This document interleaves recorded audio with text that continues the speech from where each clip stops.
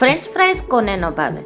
ભારતમાં કયો કે ભારતની બહાર કયો, નાના બાળકો કયો કે મોટા વડીલો કયો, સૌને ફ્રેન્ચ ફ્રાઈઝ ભાવે. અને ફ્રેન્ચ ફ્રાઈઝ પણ અલગ અલગ વેજીટેબલ્સની બનાવી શકાય છે, પણ એની સ્ટાઇલ એક જ હોય છે. ફ્રેન્ચ ફ્રાઈઝ એટલે કે અત્યારે જે આપણે જોઈ રહ્યા છીએ તે સિમ્પલ બટેટાની ફ્રેન્ચ ફ્રાઈઝ તમે જોઈ. એવી જ રીતે મિલ્કી ફ્રેન્ચ ફ્રાઈઝ એટલે કે બટેટાને અલગ અલગ શેપમાં કાપી અને એમાં સિંધાલુણ એટલે કે મીઠું, મરચું, ચાટ મસાલો, મરી પાવડર, કસૂરી મેથી અને કોર્નફ્લોર અને થોડો એવો મેંદો નાખી અને એની સ્લરી બનાવી અને તળી લેવાનું. ખૂબ જ ટેસ્ટી બનશે, ટ્રાય કરજો.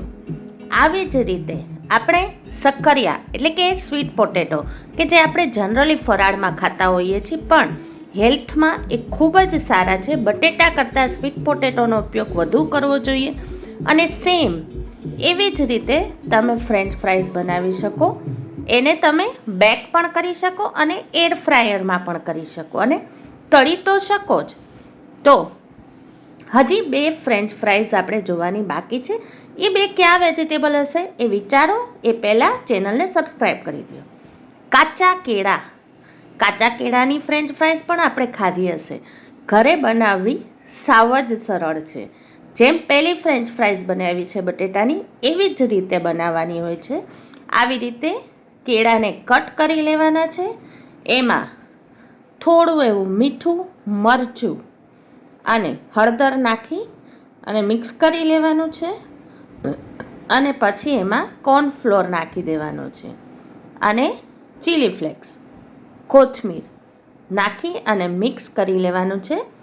અને આને તમે તળી શકો છો, એર ફ્રાય કરી શકો છો અને માઇક્રોવેવમાં બેક પણ કરી શકો છો. અહીંયા તળેલ ફ્રેન્ચ ફ્રાઈઝ બતાવવામાં આવી છે. અને છેલ્લી ફ્રેન્ચ ફ્રાઈઝ છે એ છે પમ્પકિન એટલે આપણે જેને કોળું કહીએ છીએ. એ પણ હેલ્થ માટે ખૂબ જ સારું છે. કોળાને પણ તમે બેક કરી શકો છો અને ફ્રાય કરી શકો છો.